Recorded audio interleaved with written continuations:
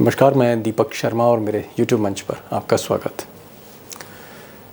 दोस्तों, क्या इंसान की हार का एक लक्षण ये भी है कि वो गाली गलौज पे उतर आता है, वो मारपीट पर उतर आता है। अब कुछ ऐसे ही लक्षण नई संसद में, मोदी जी की नई संसद में भाजपा के सांसदों के, एमपीज के दिख रहे हैं। और 9.5 साल में मोदी के सांसद, मोदी के बड़े करीबी सांसद ऐसी भाषा बोल रहे हैं, ऐसी जुबान बोल रहे हैं जो शायद गुंडे, मवाली, बदमाश भी भरी महफिल में नहीं बोलते। ओए बड़वे, ओए उग्रवादी, अब जब से ये वीडियो वायरल हुआ है तब से ये साहब परिचय के कतई मोहताज नहीं। फिर भी मैं इनका नाम बता देता हूँ, रमेश विधूड़ी। और ये देश की सबसे पॉश संसदीय सीट साउथ दिल्ली के बीजेपी सांसद हैं, दूसरा टर्म इनका है। मोदी जी और अमित शाह के लाडले सांसद हैं, लाडले एमपी हैं, बहुत प्यार करते हैं मोदी जी इनको। और सबसे बड़ी बात कि रमेश विधूड़ी का एक अपना, एक तरीके का आप कह सकते हैं स्टाइल रहा है, जहां गालियां, जहां फप्तियां उनकी बातों में शुमार रहती। और इस बार अमृत काल में नई संसद में विधूड़ी साहब ने गालियों का एक नया कीर्तिमान स्थापित किया है जो 75 साल में कोई सांसद नहीं कर पाया। और इनके टारगेट पे ये साहब थे, दानिश अली। ओए उग्रवादी, ए उग्रवादी, बोलने नहीं दूंगा कभी खड़ा होगा, ये बता रहा हूं। ए उग्रवादी, सच में ये आतंकवादी है, उग्रवादी है, ये मुल्ला आतंकवादी है। इसकी बात करते रहना कि बाहर देखो इस मुल्ले को। भाषा आपने सुन ली, गालियां आपने सुन ली, चुन चुन कर टारगेट किया है दानिश अली को। यूं कहें एक कम्युनिटी को टारगेट किया है। और ये वीडियो जिस तरह से दुनिया भर में वायरल हो रहा है 24 घंटे के अंदर, या यूं कहें जो मुस्लिम देश है मिडिल ईस्ट में, वहाँ पर भारत की जिस तरह से बदनामी हो रही, चर्चा का विषय वहाँ की मीडिया में, कहीं ना कहीं एक सवाल उठता है कि क्या मोदी जी प्रधानमंत्री मोदी इस सांसद को, रमेश विधूड़ी को बर्खास्त करेंगे, सस्पेंड करेंगे? और सस्पेंड अभी तक क्यों नहीं कर रहे हैं? क्या कोई एक्शन लेंगे या सिर्फ वार्निंग दी जाएगी कि बेटा दोबारा ऐसा मत करना? सिर्फ वार्निंग या फिर एक्शन या सिर्फ शो कॉज नोटिस? और अगर अंदर की बात कहूं तो क्या कुछ दिन बाद जब यह मामला ठंडा पड़ जाएगा तो विधूड़ी का प्रमोशन कर दिया जाएगा? अब मोदी जी रमेश विधूड़ी को सजा देंगे, इनाम देंगे, मंत्री बनाएंगे, पार्टी से निकालेंगे, निलंबित करेंगे, क्या करेंगे उस पर तो मैं बात करूंगा। लेकिन एक जो दानिश अली ने सवाल उठाया है कि उनके खिलाफ एक साजिश रची जा रही थी, प्लानिंग का हिस्सा है जिस तरह से उनको टारगेट किया गया और कम्युनिटी को टारगेट किया गया। क्या वाकई प्लानिंग थी? क्या ये बड़ा खेल था जैसा कि दानिश अली कह रहे? इस पर भी पर्दा उठाऊंगा। The next cabinet minister mister Ramesh विधूड़ी। यस, यकीनन उनका जो क्वालिफिकेशन चाहिए कैबिनेट मंत्री बनने के लिए, उन्होंने आज वो एग्जाम पास की है। साथ ही वो भारतीय जनता पार्टी के दिल्ली के अध्यक्ष भी बन सकते हैं। ऐसे होनहार अध्यक्ष की तलाश है भाजपा को। अब बीजेपी में जो वाजपेयी के चेले हैं या शिष्य हैं, जैसे राजनाथ सिंह हैं या नितिन गडकरी है, उनको भले ही थोड़ा सा शोभ है, अफसोस है कि ये क्या हुआ, क्या बोल गए, बदनामी हुई है। लेकिन जो भक्त हैं वो कहीं ना कहीं दिल से खुश हैं। उनको लगता है कि विधूड़ी ने सही समय पर दानिश अली को सबक सिखा दिया और उसका उन्हें इनाम देगी पार्टी। अब इनाम की बात मैं इसलिए कह रहा हूँ, एक लंबी लिस्ट है इस तरह के लोग जो गाली गलौज करते रहें, जो नफरत फैलाते रहें, उनको इस सरकार ने वक्त वक्त पर इनाम दिया है। मिसाल के तौर पर अनुराग ठाकुर, इनको देख लीजिए। अनुराग ठाकुर एक छोटे मोटे मंत्री थे, स्ट्रगल कर रहे थे, राज्य मंत्री थे। लेकिन जब से इन्होंने एक ज़बरदस्त नारा दिया जो वायरल हुआ कि देश के गद्दारों को गोली मारो डैश डैश डैश, जब से ये नारा दिया तकदीर खुल गई। गद्दारों को, देश के गद्दारों को, देश के गद्दारों को। और इस नारे के बाद ही अनुराग ठाकुर मोदी जी की नज़र में नेता बने। और शायद इसीलिए अनुराग ठाकुर को 2 मंत्रालय दे दिए गए। वो राज्य मंत्री से कैबिनेट मिनिस्टर हो गए। उनके पास इंफॉर्मेशन और ब्रॉडकास्टिंग मंत्रालय है, उनके पास स्पोर्ट्स और यूथ अफेयर्स भी है। और इसी तरह अगर आप गिरिराज सिंह इन साहब को देखें इन साहब का तो हाल ये था कि बाकायदा नफरती भाषण देने में, हेट स्पीच में मुकदमा हुआ, इनकी जमानत हुई, और जब जमानत हुई तो इनकी तरक्की हुई। और अक्सर इसी तरह के विधूड़ी की भाषा में गिरिराज बोलते रहे और आगे बढ़ते रहे। आज की तारीख में ये साहब भी कैबिनेट मिनिस्टर हैं, गिरिराज सिंह। अभी सही बात है कि रमेश विधूड़ी का जो आचरण है, उनकी जो भाषा है, उनकी जो जुबान है, उन्होंने 75 साल में इस संसदीय इतिहास के सारे रिकॉर्ड तोड़ दिए। इतनी गालियां दी और जिस तरह से कम्युनिटी को टारगेट किया, इतना दुस्साहस पहले कोई और सांसद नहीं कर पाया। लेकिन फिर भी स्पीकर साहब ने वार्निंग दी और उनको जाने दिया कि आइंदा से ख्याल रखिएगा। सवाल यह है कि ऐसी क्या उपयोगिता है रमेश विधूड़ी की कि मोदी और शाह के अभी भी वो चहेते बने हुए हैं।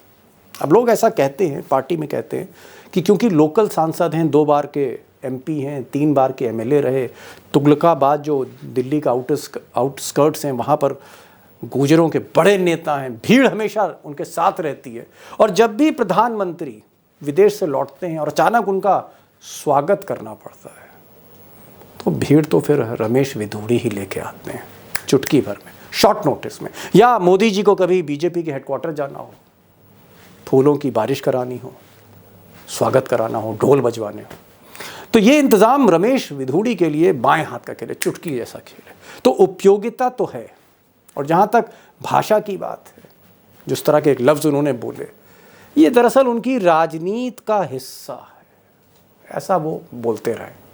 पाकिस्तान से आए पैसे को लेकर जो ठलवे होते हैं हर गांव में 5-7, 10-5, वो ठलवे बैठे हुए हैं कि खाने को फोकट का मिल रहा है। अब सवाल यह है कि क्या दानिश अली टारगेट पर थे? क्या एक प्लानिंग के तहत योजनाबद्ध तरीके से रमेश विधूड़ी ने यह हमला बोला, गाली गलौज करी, अपमानित किया, कम्युनिटी को टारगेट किया, और क्या वो एक मौके की तलाश में थे? अब ये मैं नहीं कहूँगा, दानिश अली का मानना है कि मौके की तलाश में रमेश विधूड़ी थे, क्योंकि दानिश अली खुलकर बोलते हैं, दिल की बात जुबान पर लाते हैं, तल्ख टिप्पणियां करते हैं, और कहीं कहीं मोदी की जो पॉलिसीज़ हैं उनको भी वो क्रिटिसाइज़ करते हैं। एक आप कह सकते हैं दबंग नेता हैं, झुकते नहीं हैं दानिश अली, कंप्रोमाइज़ नहीं करते, खुलकर बोलते हैं। और इसी मौके की तलाश रमेश विधूड़ी को थी, जो उन्हें इस नई संसद में मौका मिल गया। और सबसे बड़ी बात यह है, जैसा कि दानिश अली का कहना है, कि इस प्लानिंग में सभी लोग शामिल थे। जब उन्होंने हमला किया तो 2 सांसद जो पीछे दिख रहे हैं, रविशंकर, जी हाँ, सीनियर लीडर बीजेपी के, कई बार के मंत्री, वो पीछे बैठे ठाका लगा रहे हैं। और हर्षवर्धन शरीफ हैं, लेकिन पता नहीं उनको भी क्या हुआ, वो भी ठाका लगा के हंसने लगे। यानी जिस तरह से गालियां दी जा रही थी, टारगेट किया जा रहा था दानिश को, कम्युनिटी को, मुस्लिम्स को, तालियां बजाई जा रही थी विधूड़ी के लिए, और इसका प्रमाण है सामने। और शायद इसीलिए दानिश कहते हैं कि उन्हें रात भर नींद नहीं आई, क्योंकि उन्होंने ख्वाब में नहीं सोचा था कि उनके साथ ऐसा सलूक होगा। और शायद इसीलिए पुरवासे हो गए जब उनसे पूछा गया, तो तार चिढ़े गए, इमोशनल हो गए, वो लाजमी भी है। इस समय क्या स्थिति है आपकी मानसिक स्थिति? रात में दिमाग की नस फटने को तैयार थी, रात भर सोया नहीं।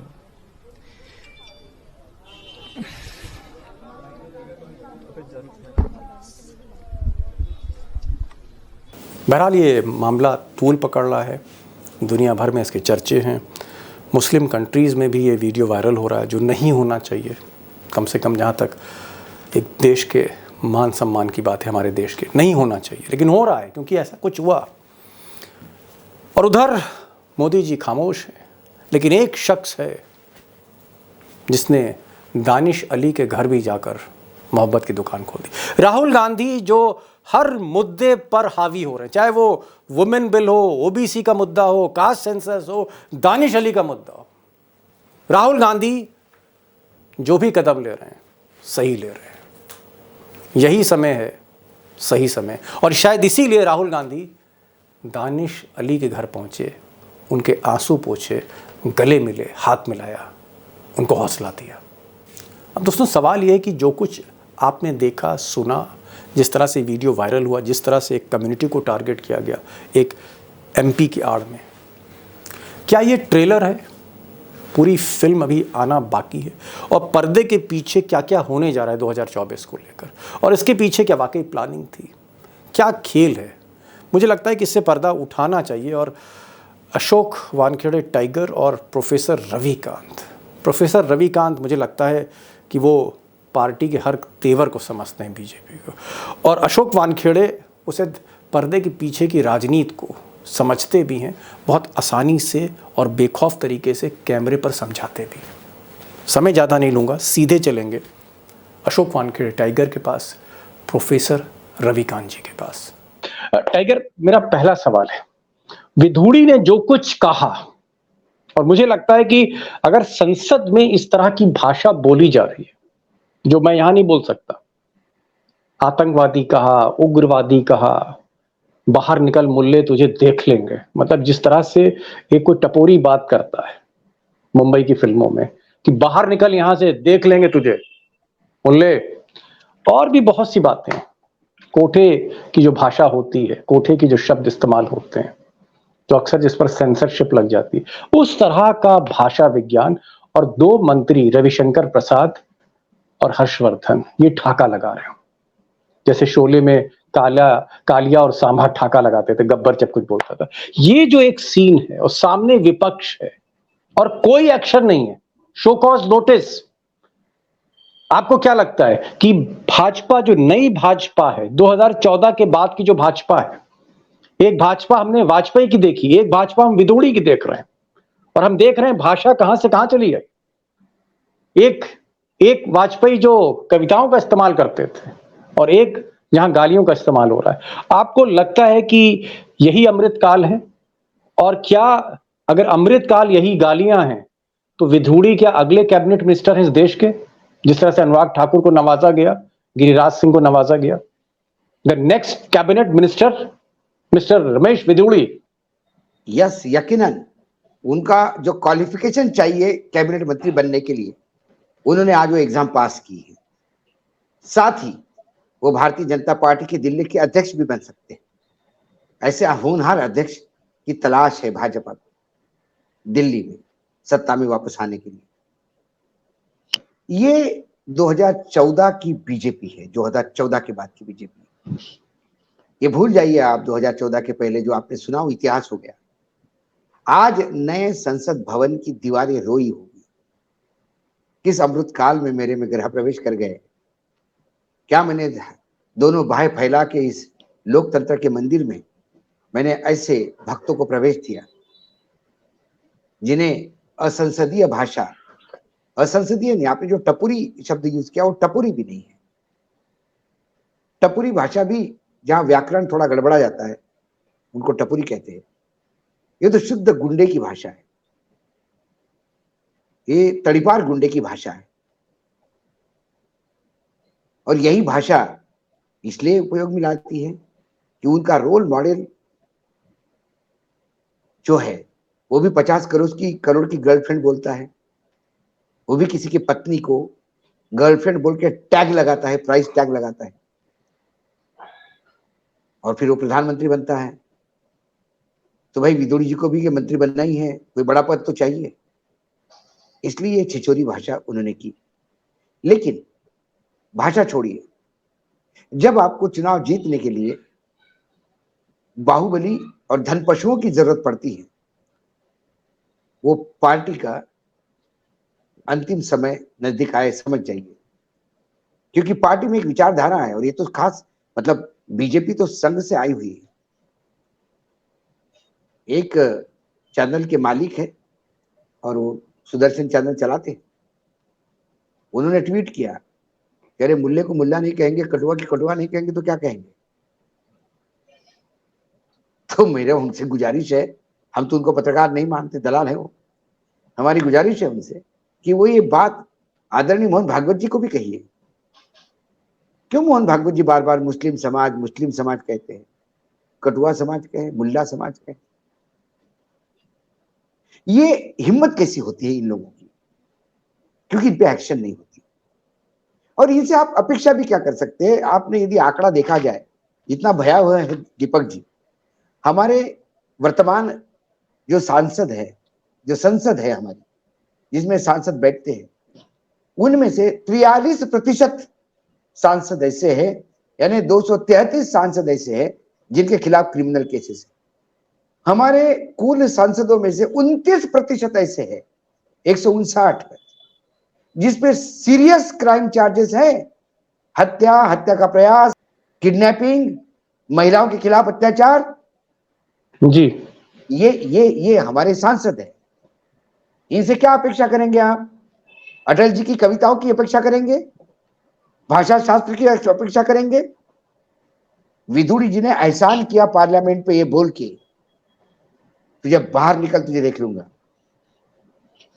उन्होंने ये नहीं कहा तू खड़ा रहे उधर, मैं आ रहा हूं अभी, अभी तेरा राम नाम सत्य सिया करता हूं। पाचा करता हूं। ये नहीं बोला, ये एहसान है। मतलब इसी ये को हम गरिमा अमृत समय रखी, समझे। उन्होंने ये स्पीकर साहब की गरिमा रखी, आप ये कहना गरिमा चाह रखी रहे हैं उन्होंने ये कि कह वही के। जाके दो हाथ नहीं जड़ दिए उनका, भाई बाहर निकलो तो बताते। मुझे ताज्जुब लगा, डॉक्टर साहब तो पूरे संघ से आए हुए, संघ की शाखा से निकले हुए।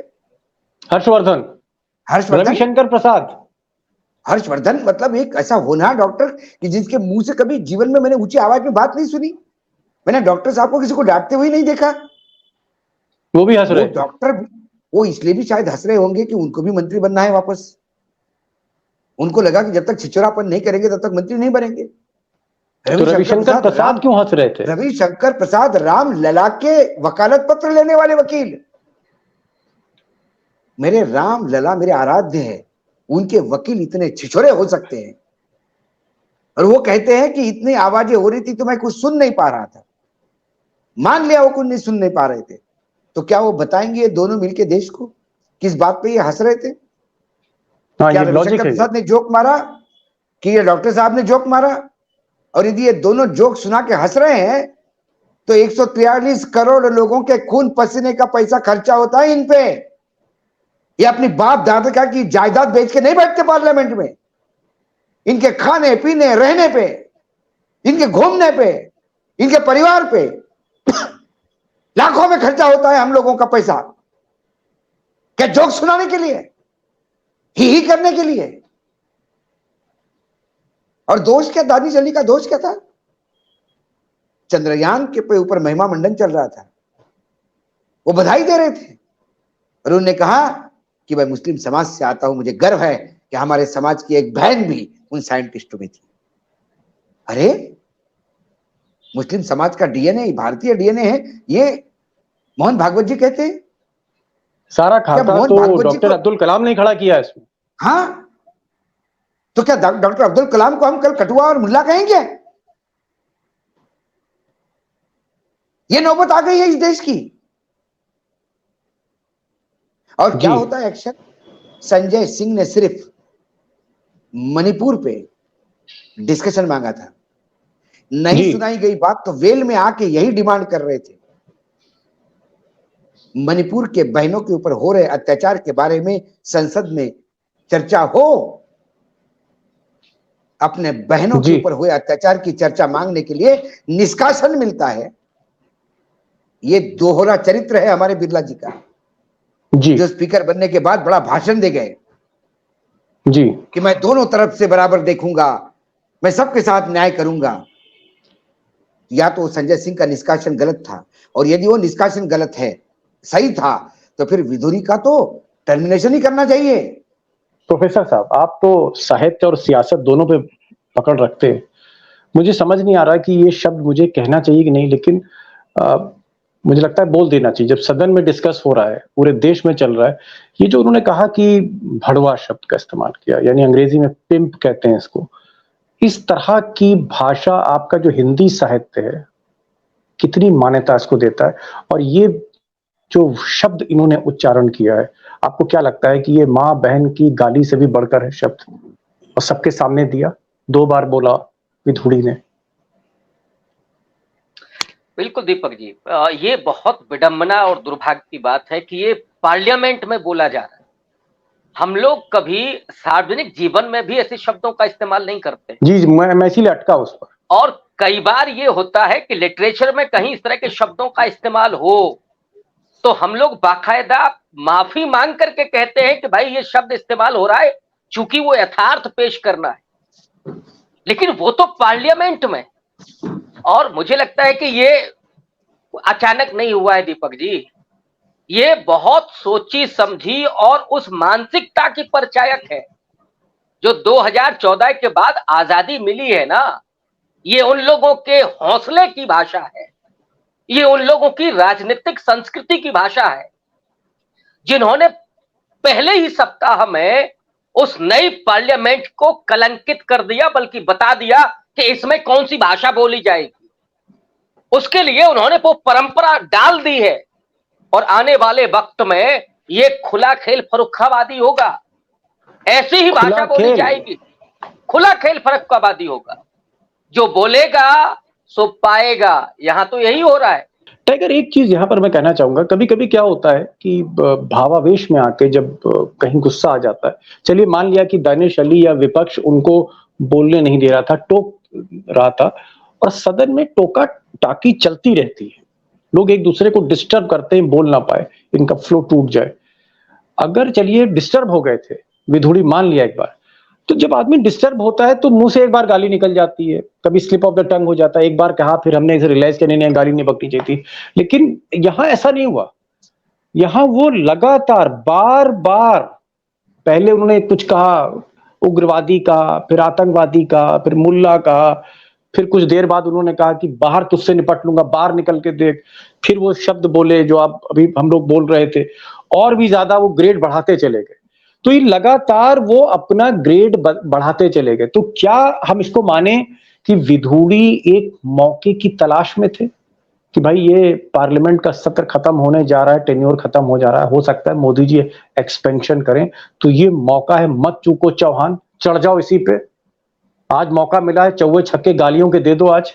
क्या आपको लगता है कि जो माइंडसेट था विधुड़ी का, ये जो गालियां बक रहे थे, सारे लोग बैठे थे सदन में, इसके पीछे उनका मोटिव क्या था? क्या हो सकता है मोटिव? मोटिव तो मुझे लगता है प्रमोशन पाने का ही है, क्योंकि मैं एक उदाहरण और दूं आपको। नारायण राणे मंत्री बने क्योंकि वो लगातार कमर के नीचे की बात करते हैं जब ठाकरे परिवार पर प्रहार करते हैं, और एक मुख्यमंत्री के कान के नीचे लगाऊंगा ये शब्दों पे उन्हें, उनके ऊपर कोर्ट केस हो गया, वो अरेस्ट भी हुए थे, कैबिनेट मंत्री इस देश का अरेस्ट हुआ था, तुरंत जमानत हो गई उनकी। लेकिन उनको, नारायण राणे को मंत्री सिर्फ इसलिए बनाया गया क्योंकि वो लगातार बिलो द बेल्ट की भाषा ठाकरे परिवार के खिलाफ करते। तो ये असंख्य उदाहरण है भाई। वहां किसानों को जिसका बेटा रोनता है वो राज्य मंत्री बना रहता है। व्यभिचार करने वाला आदमी के खिलाफ पार्टी कुछ नहीं करती। महात्मा गांधी के हत्यारों को, महिमा मंडी नथुराम गोडसे को अपना हीरो बोलने वाली महिला बाकायदा पार्टी में सम्मानित होती है। बिल्किस बानो के बलारी छूट के आते हैं तो उनके बाद उनका महिमा मंडन होता है, वो लोग आगे चले जाते हैं। ये तमाम बातें इस बात का द्योतक है कि वर्तमान 2014 के बाद भारतीय जनता पार्टी का कैरेक्टर ये हो गया है कि विधुड़ी जैसे लोगों को भी अपने ओरिजिनल फॉर्म में आना पड़ता है, ये बताने के लिए कि हम ये है, हमारा उपयोग सही जगह कर लो। प्रोफेसर साहब, हमने अभी गिरिराज सिंह की मैंने मेंशन किया था, गिरिराज सिंह पोस्टर बॉय थे, मतलब गाली देना है, हेट स्पीच देना है। और मैं इसलिए कह रहा हूं कि 2014 में इलेक्शन कमीशन ने बाकायदा केस ठोका उन पर कि ये नफरती भाषा बोलते हैं, हेट स्पीच, और फिर उनको पटना में बेल लेनी पड़ी।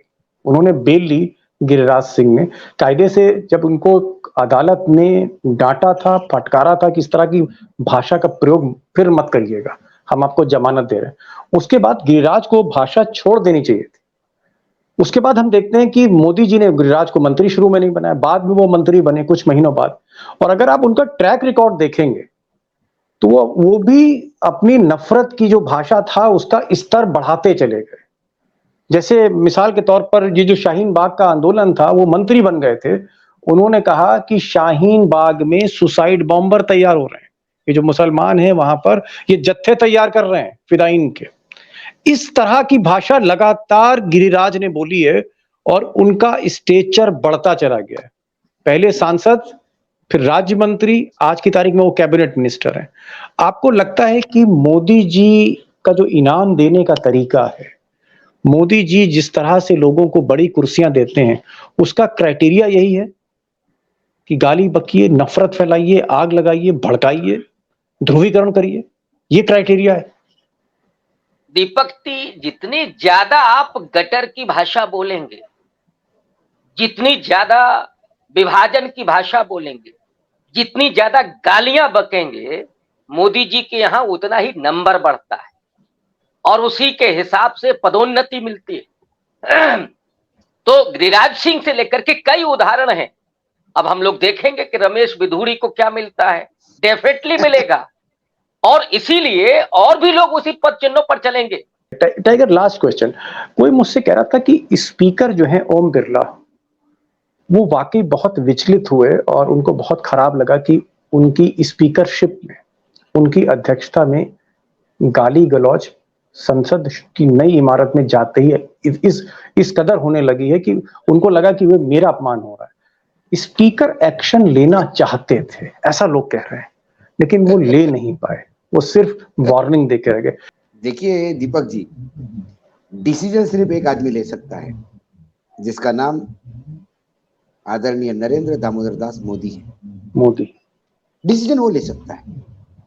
स्पीकर चेयर पे बैठे जरूर है बिरला जी, लेकिन बिरला जी भी स्पीकर चेयर पे मोदी है। जब तक मोदी जी से इंस्ट्रक्शन नहीं आएंगे, वो कुछ नहीं कहेंगे। चलिए, वैसे बिरला साहब भले आदमी और हम उम्मीद करेंगे कि शायद कहीं ना कहीं उनको लगे और एक्शन लें। बहरहाल एक चीज तय है, आप दोनों लोग आए, उनसे एक चीज तो तय है कि ये सरकार की हमेशा से एक मंशा रहती है कि अगर कोई गाली दे रहा है, समाज में को बांटने की कोशिश कर रहा है, किसी को मुल्ला कह रहा है, किसी को फिदाइन कह रहा है और उससे ध्रुवीकरण होता है, उससे कहीं ना कहीं 2 वोट बढ़ते हैं, तो वो जायज है। और उसी जायज होने पर तमाम सांसद मंत्री बन गए, तमाम लोगों का प्रमोशन हो गया और एक भाषा नई तरह की अपना ली, जिस पर विधूड़ी अमल कर रहे थे कल। मेरा वाजपेयी से विधूड़ी तक हमने पतन देखा है और कितना पतन होगा। मुझे तो ऐसा लगता है टाइगर की ये हार के लक्षण है। जब हम हारते हैं, खींच मिटाते हैं, तब हम इस तरह के अपशब्दों में आ जाते हैं। कहिए, लेकिन वाजपेयी से विधूड़ी तक ये बोलने में भी मुझे दर्द महसूस होता है मेरे दिल में। चलिए, क्योंकि अटल जी के सामने विधूड़ी, ये अटल जी का इससे बड़ा अपमान हो ही नहीं सकता। अटल जी और विधूड़ी कहीं नहीं साहब। अटल जी की चलती तो चलिए, मैं अपने शब्द वापस लेता हूँ, मैं सिर्फ इतना कहूंगा कि हमें देखना ये, और वो संसद का हम सौभाग्य हमारा कि हमने वो संसद देखी, कवर की है वो संसद, जहाँ भाषा का ख्याल रखा जाता था, बैठते थे, जहाँ कभी शेर शायरी होती थी, कविताएं होती थी, चंद्रशेखर होते थे वहां पर, सोमनाथ चटर्जी होते थे, साहित्य की निर्माण होता था। आप जाके पुराने डिबेट पढ़िए, साहित्य का एक एक चैप्टर है वो। क्या भाषा, बच्चन, रामधारी सिंह दिनकर, एक बड़ी लंबी कतार है। जी बाल कवि बैरागी, जी बाल कवि बैरागी। तो जो भी है, मुझे लगता है यही है कि विधूड़ी साहब की जो ख्वाहिश है, लगता है मोदी जी पूरी करेंगे और आने वाले समय में पता लगेगा कि मोदी जी इस अमृत काल में जो उन्होंने कहा कि नई संसद में भाषा की भी मर्यादा रखिएगा, उसका जिस तरह से चीरहरण किया है विधूड़ी ने, उसको सजा देते हैं या इनाम देते हैं, ये मोदी की नीयत और उनकी नीति पे छोड़ते हैं। आप दोनों लोग आए, समय आपने दिया, आपका बहुत बहुत शुक्रिया।